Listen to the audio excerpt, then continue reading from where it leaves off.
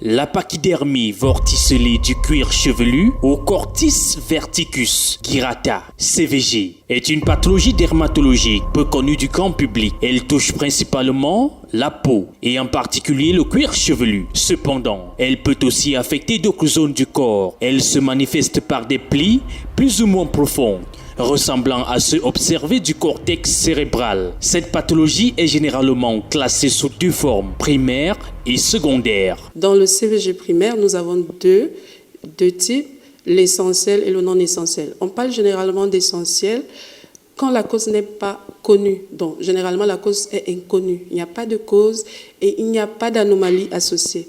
Cette forme-là apparaît généralement après la puberté, mais avant 30 ans. C'est la forme la plus en vue.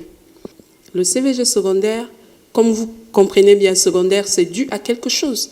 Donc, généralement, c'est sur des terrains préexistants, donc une pathologie préexistante.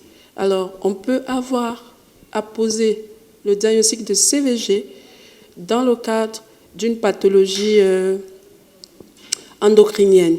Les hommes semblent être fréquemment touchés par cette condition dans une population générale. 5 hommes sont atteints pour une femme, mais les causes sont souvent un peu plus variées. Nous avons principalement les troubles de dysfonctionnement de la thyroïde, de la glande thyroïde, l'acromégalie. L'acromégalie, c'est une pathologie endocrinienne dans laquelle il y a une production excessive de l'hormone de croissance, ce qui entraîne une taille anormale des pieds, des mains et une malformation de la face. D'accord ?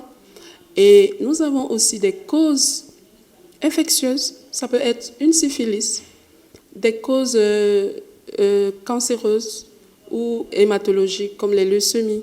Et bien sûr, des causes locales. Nous sommes en dermatologie. Nous pouvons avoir un eczéma, un psoriasis, des névis. On ne peut pas parler de causes sans évoquer les causes médicamenteuses.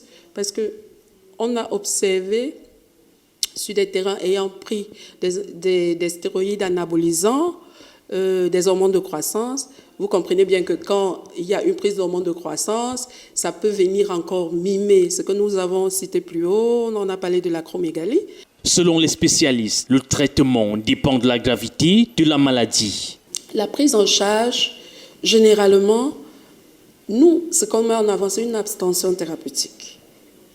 Sauf si l'aspect, comme vous voyez bien, inesthétique que cette condition entraîne, amène le malade à demander une prise en charge. Et là, la prise en charge est généralement chirurgicale. Vous comprenez ? Le chirurgien va faire ce qu'on appelle une chirurgie correctrice, une chirurgie plastique, donc à visée esthétique. Si vous ou un proche présentez des signes de CVG, il est important de consulter un dermatologue afin de poser un diagnostic précoce et d'envisager les meilleures options de traitement adaptées à chaque situation.